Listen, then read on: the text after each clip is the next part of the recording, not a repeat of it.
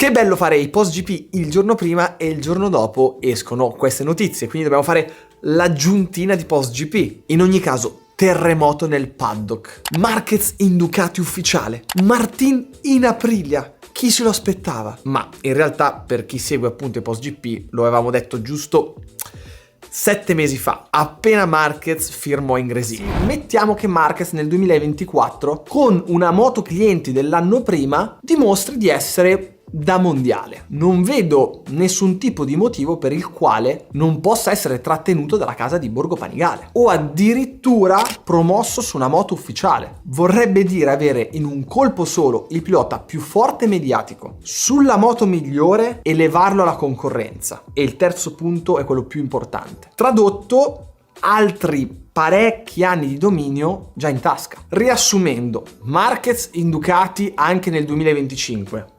Segnate, appuntate, mettetelo nel cassetto e lo ritiriamo fuori alla quarta-quinta gara del 2024. Queste due pedine che si sono mosse, che erano le più importanti, a cascata cosa comporterà per gli altri? Ne parliamo subito dopo la sigla. Ma il sostituto di Tano DJ, come potete leggere qui sotto, ci tiene a ricordarvi che YouTube fa gli scherzetti e disiscrive dal canale. Quindi controllate bene e se non siete ancora iscritti sapete cosa fare. Clic sul tasto iscriviti. Facile, veloce e soprattutto gratis. Ah, dimenticavo, è iniziata la gara più bella ma anche più pericolosa al mondo, l'Isola di Man. Se vuoi vederla gratis, anzi proprio solo vederla dato che è bloccata in Italia dove viene trasmessa, c'è un solo modo: avere NordVPN. Nel post GP uscito ieri ho già fatto vedere tutto, come funziona, come si installa e via dicendo, quindi se non l'hai visto vallo a recuperare, oppure clicca diretto qui sotto sul link in descrizione o sul primo commento. E adesso sigla.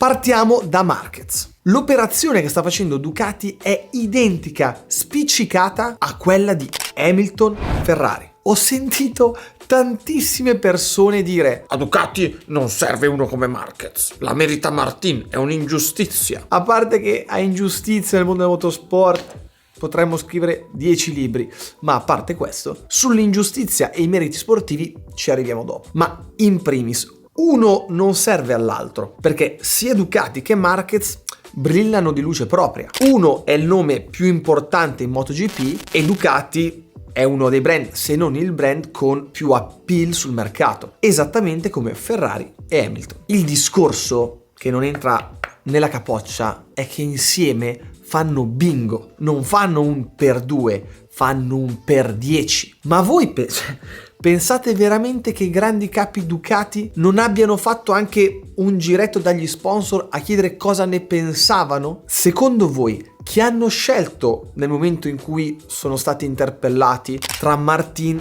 Bastianini e Marquez? La risposta sembra complicata, ma è molto semplice. Money talks, come si dice, cari miei. Il discorso sportivo della fedeltà, eccetera eccetera eccetera, serve, per carità, ma non è la prima cosa. Senza contare che il pilota velocissimo, giovane, fedele e affidabile ce l'hanno già, il buon Pecco ovviamente. E sempre per la similitudine con le 4 ruote, si incarna perfettamente con la figura di Leclerc. Da una parte il simbolo della Formula 1, quello che è andato oltre al discorso sportivo, ormai è un brand Hamilton, esattamente come Cristiano Ronaldo, e dall'altra il predestinato, il giovane che è velocissimo, sta arrivando, ma non è ancora quella figura così di spicco come il compagno di squadra, usato per scopi sia velocistici, prestazionali, vi dicendo, ma soprattutto di marketing. Adesso passiamo a Martin. Non oso immaginare la rabbia che può avere addosso in questo momento quel ragazzo. È sacrosanto che dal suo punto di vista sia un'ingiustizia. Cosa poteva fare di più? Nulla, semplicemente non è un 8 volte campione del mondo e non ha lo stesso seguito. La cosa bella per noi è che d'ora in poi Martin sarà una scheggia impazzita. Vorrà far rimpiangere a Ducati questa loro scelta a suon dei risultati e a suon forse di campionati mondiali. Quest'anno con Pramac Ducati, l'anno prossimo con Aprilia. E già dico, immaginatevi un finale di mondiale come l'anno scorso a Valencia. Cioè, Ma per 10 ragazzi, aspettiamoci molto peggio. Aprilia nel frattempo festeggia perché ha preso un pezzo da 90, un pilota che potrebbe farti vincere un campionato mondiale con un costo accettabile. Poi, parentesi, secondo me, perché ovviamente le cifre non sono ufficiali, ancora non si conoscono, ma è così. Alla fine il coltello dalla parte del manico, dopo che è stato scelto Marquez, ce l'aveva Aprilia in mano, non Martin. In altre situazioni, quindi con il pilota che aveva più scelte, non sarebbe stata possibile una situazione del genere. Con una moto all'altezza potranno lottare per il mondiale, forse per la prima volta. E adesso gli altri che fanno? Bella domanda. I sedili caldi non sono tanti. Tectroine KTM, perché comunque la moto è veramente praticamente un ufficiale, Pramac e Gresini, che vanno a liberarsi con i loro due rispettivi piloti. Ma altra grande domanda. A questo punto, avendo perso tutti i top rider liberi, diciamo top rider quelli che possono vincere un mondiale, Pramac resterà con Ducati o virerà verso Yamaha? E qualcuno mi ha scritto nei giorni scorsi: ma perché mai Pramac dovrebbe andare con Yamaha che sono dispersi invece che stare con Ducati che hanno anche le moto ufficiali?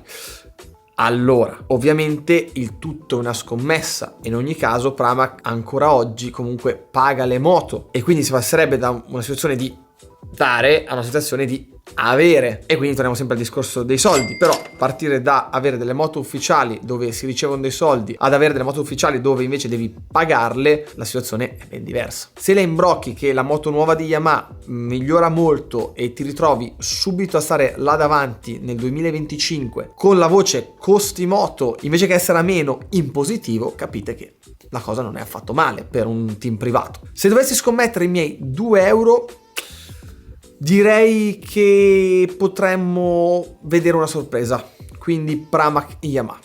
L'ho detto, vediamo se si avvererà anche questa previsione. E voi cosa ne pensate? Fatemi sapere anche la vostra nei commenti, sono curiosissimo perché oggi da parlare ce n'è tanto, quindi distruggetevi nei commenti. Per il resto vi aspetto allo Spino per la seconda tappa del Chiefs, ovviamente questo weekend quello dell'8 e 9 giugno, e poi al Mugello il 23 giugno per il round 3 del National. E non dimentichiamoci, per gli italiani che abitano in Germania, la mia seconda wild card nell'europeo IRRC su strada a Schleiz il 16 giugno. Per il resto, come al solito, gas, e ci vediamo al prossimo video.